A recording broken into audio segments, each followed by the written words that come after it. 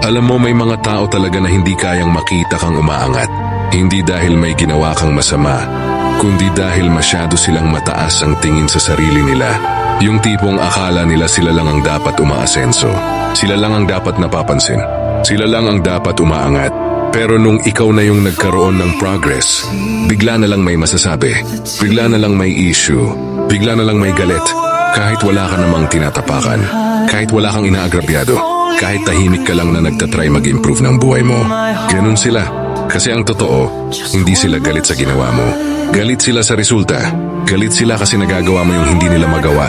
Galit sila kasi umaangat ka habang sila nandun pa rin. At minsan hindi mo na kailangan patulan. Hindi mo na kailangan ipaliwanag ang sarili mo. Hayaan mo sila. Kasi sa dulo, lalabas din kung sino ang totoong may laman. At kung sino ang puro yabang lang. Kaya tuloy mo lang. Kahit may maiinggit, kahit may magagalit. Basta alam mong wala kang tinatapakang iba. Dahil ang tunay na pag-angat, hindi kailanman nakabase sa pagyurak sa kapwa,